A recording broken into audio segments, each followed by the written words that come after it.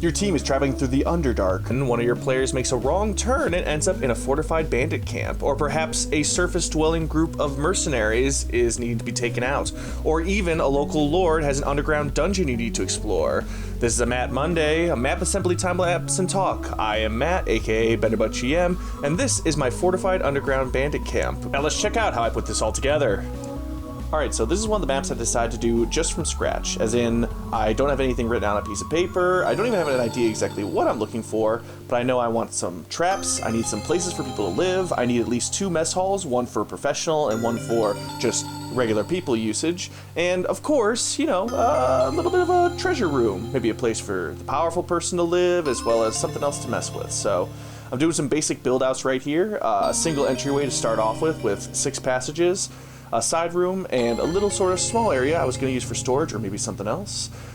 There's an overlay looking over these 6 passages with some more storage behind there, perhaps a barracks, a center passageway used for either defense or a welcoming pad, as well as 4 to 5 smaller bedrooms for, you know, regular minions to bunk down at.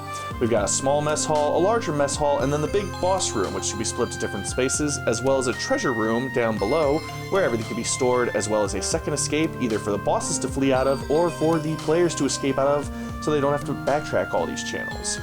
I use the paths tool in order to mark down what each of these rooms are, and then I get started on my base layer of brush texture. So obviously, like I've said before, your base layer brush texture is the only one you should be using at 100%. Make sure the sizing makes it so it doesn't repeat too obviously, and then you go back with your second layer at about 30% opulency. This gives it so a layering effect that, you know, makes it feel like actual ground, where sometimes it's been more stepped on, sometimes it's been a little bit more weathered over time. And this is all just basics for the time being, just so that we get the look and feel of this underground sort of space that we're looking at. Next up, we're going to build the walls out. I love building cave walls in all underground locations with a number of small rocks stacked one on top of each other. So that's where we start with some of the caves. But then here I want to imply that there is a cliff going on, narrowing these spaces even narrower. So I build them out so that there's 6 paths seem very clear. However, when I actually ran this encounter with my players, I decided to eventually cut this down to 3 paths instead of 6 because it was visually more interesting. It made more sense that larger creatures could pass by that way, and 3 is way easier to trap than 6, in my opinion. Plus, players feel less cheated when they choose one of 3 wrong paths rather than one of 6. The odds are just much more out of their favor. At this point, I decided that this southern section would be a trap room storage room, someplace that maybe they store a few goods here and there, a few trinkets, maybe a couple of old weapons here and there, but nothing actually special. In fact, this area is used as something of an ambush location, you could say. I put a couple of animated armors in a few of these barrels, and made so that when the chest opens, the steel door in the front closes, locking people inside. This is a good way to split up your team to a certain degree, and creates realistic tension and drama in an underground camp. So we continue to build the walls out, just as we always do, and I will have an update on how I build these rock walls, because even this is not how I do it currently. Because by doing it in this method, you're constantly overlapping the last rock with the next rock, and it creates something of a layering effect, like it's moving downwards. It doesn't look so much like a clean overlap as it looks like I'm just placing rock after rock. This area is also an example of how not to exactly build a place. I decided what I wanted it to look like and what I wanted it to be way before I should have. It's going to be some sort of teleportation thing with curtains, you'll see in a second. This is also a trap I set up here. One staircase is blue, one staircase is red. The players have to choose the right one. If they choose the wrong one, well, then maybe they get hit with a fireball, or maybe they get greased down the staircase, or maybe it's just a fun little aesthetic choice that the DM can choose to just ignore and move on. Alright, here I am just shadowing all the back areas. This is more for me visually as I'm making maps. It helps me to discern the difference between where I'm working and where I'm not, and to know if there's empty space that I can build into if necessary. Next up here, now that I have the 6 paths all tested out, I need to set up an ambush location. So we've got a couple of bridges leading out of a cliffside. We got a barrow with a few arrows sticking into it to show that there is an archer's perch here, essentially. And this is something you can hide in the shadows of a tool like Roll20, or you could show it to players without showing them the monster, and then they'll think twice about walking down those many paths. Also, having all these arrows around here makes it abundantly clear that anyone who wants to have some more arrows in their quivers, especially if you're traversing the Underdark and out of the Abyss, this is a great place to load up on a couple of extra arrows.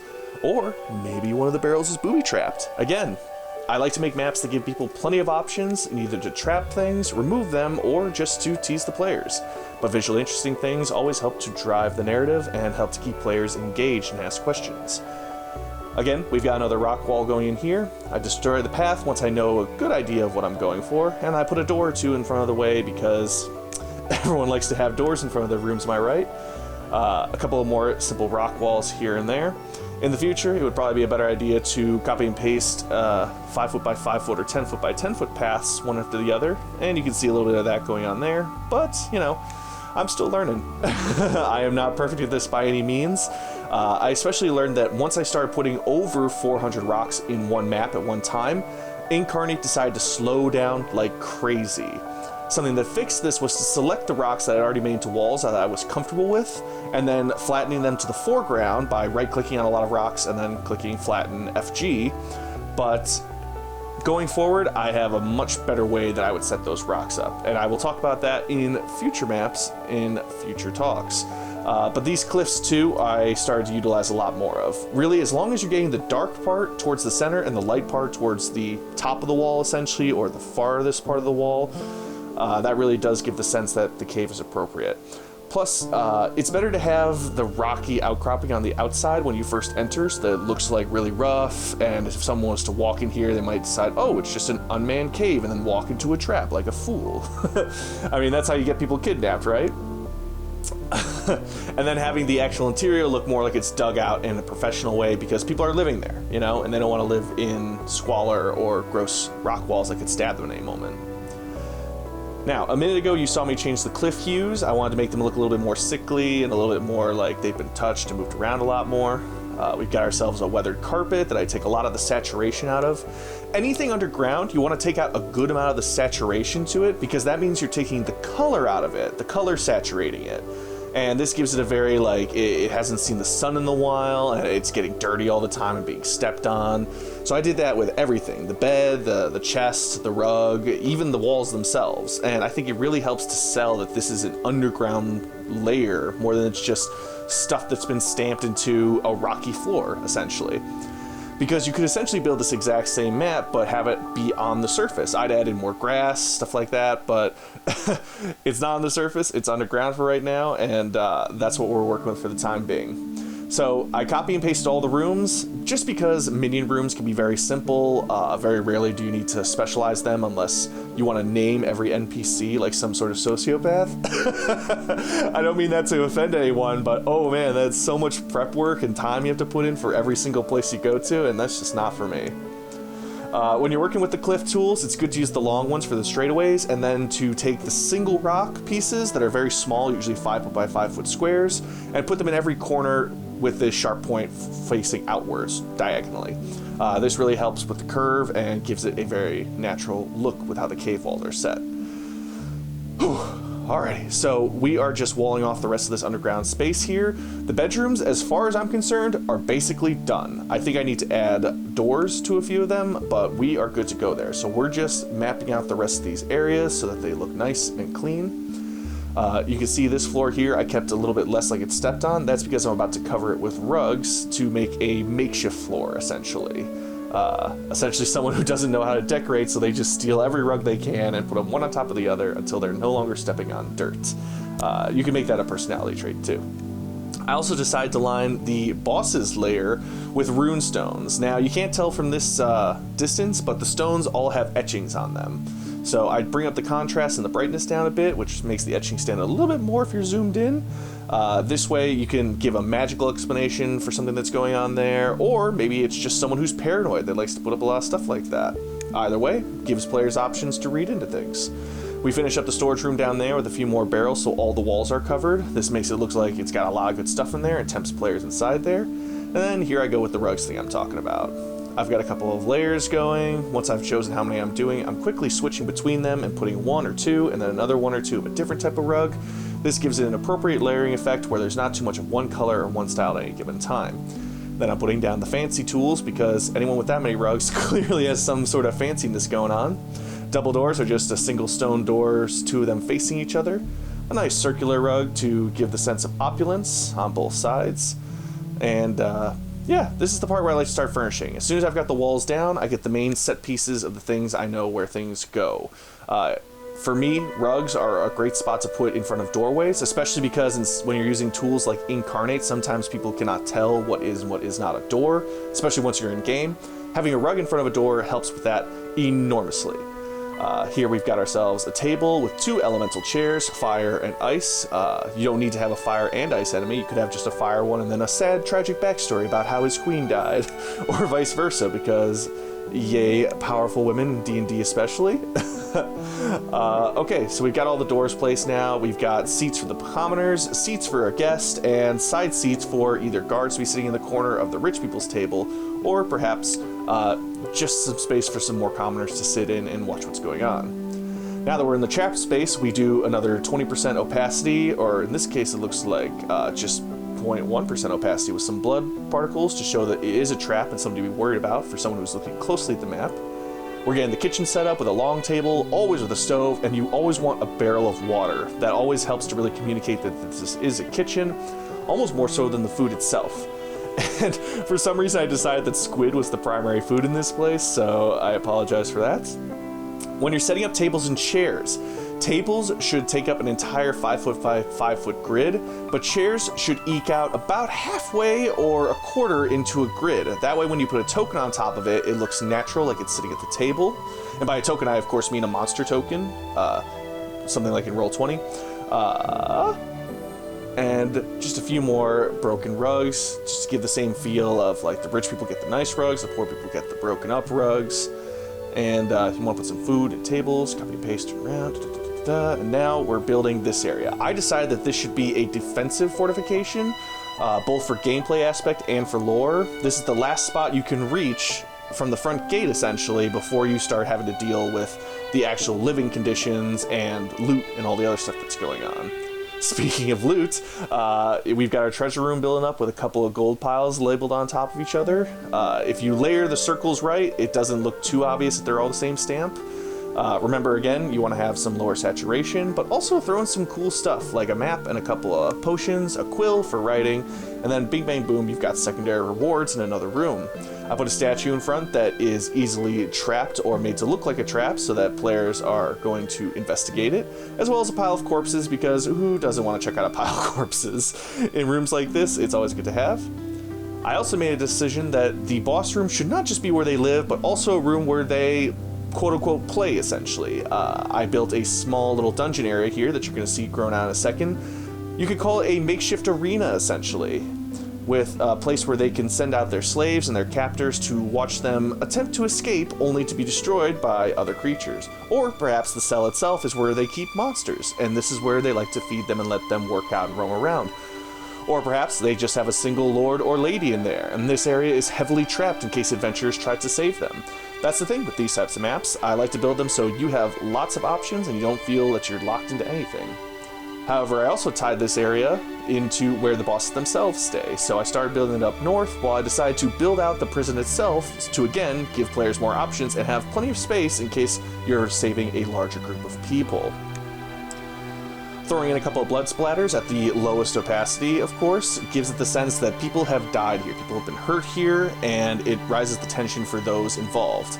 You also always want to put a bucket inside the prison area because prisoners need to use the bathroom and they don't have indoor plumbing just yet. I also have a custom hay texture that I like to throw in there because hay is a very easy way to just cover bodily fluids and things like that prisoners like to leave behind because they're gross and they're also prisoners and they're upset and they clearly want to make things as difficult as they can for their captors. I also decided to widen all the hallways here so that you could have larger monsters, 2 square by 2 squares essentially. That way everything just kind of makes sense that they could walk through the front door without having to sneak through that back enormous boulder. I threw in a couple of wormlings here to be the rulers, but if you want to throw in a dragon, now it could essentially fit through the hallways. Now, I like to build alternate paths into the things that I'm making, so right now I am connecting the backdoor barracks into a back alleyway directly into the living quarters and then the mess hall where everyone likes to eat. These backdoor areas usually have a lock on the door, making them more difficult to pass through, but they allow you to get through a lot of the defensive areas that would otherwise give you a lot of trouble. Again, I always like to put a dirt texture on top of whatever texture the floor is on to show that the area is lived in and that people walk in and out and there are obvious foot trails. Again, fixing up the table, you want to take up most of the central area while the chair takes up about 50 to 25% of the square that it takes place in so that it fits more. We've got barrels of food, we've got empty barrels of stacks so that you've got some cover, and then I placed down a bunch of random weapons. You, as a DM, can flavor this that the weapons are mostly broken or badly damaged to the point they're worthless, or maybe there is a valuable weapon in there. Again, things can be whatever you want them to be. You just have to describe them a certain way. I also threw in this big old skeleton head to sort of be an alarm clock and be a very ominous tone. Here, I didn't make it look super perfect, unfortunately, but this area is supposed to be a overhanging area that the bosses can walk up to and stand on their platform and watch as their prey are being devoured, or whatever else you'd like to be inside that cell door.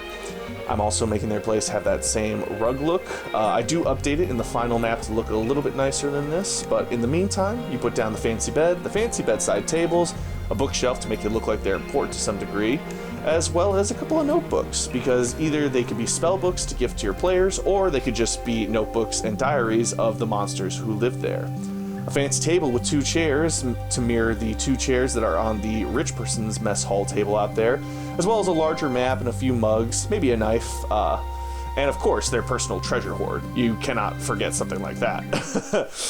It's good to have multiple areas where players can gain treasure to different varying degrees. This encourages them to continue traveling throughout these areas and to search every corner of it. Or maybe they decide they found enough and they're willing to move on. Either way, options are always better than no options. And again, especially with stone doors, I love to put carpets in front of them to signal that that is a pathway that you can open up and walk through. Alright, now here I am just going through and adding a couple of shadow textures around here. It's good to do that in any place that would be exceptionally dark. Even if players have dark vision, it's still good to sell them on the fact that it is dark. And then we're doing the pathway bit that I love to do at the end, which is to take a dirt texture at about 20% opacity and walk it along the entire map as if a adventuring group is walking through it, or someone who works there, lives there, owns the place would walk through it, because this gives it a more sense of livedness and creates a very, very light path that adventurers can see and be like, oh, look, someone walked here, so I want to go here. Again, here's me deciding that I don't want it to be 3 paths, I don't want it to be 6 paths, I just want it to be 3 in order to clean it up.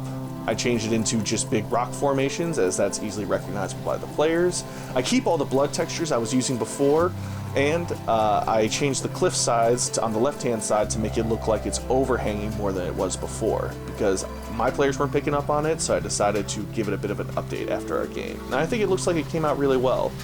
The pile of corpses next to the gold shows you that these are a pretty merciless crew, or they're just on the lazy side.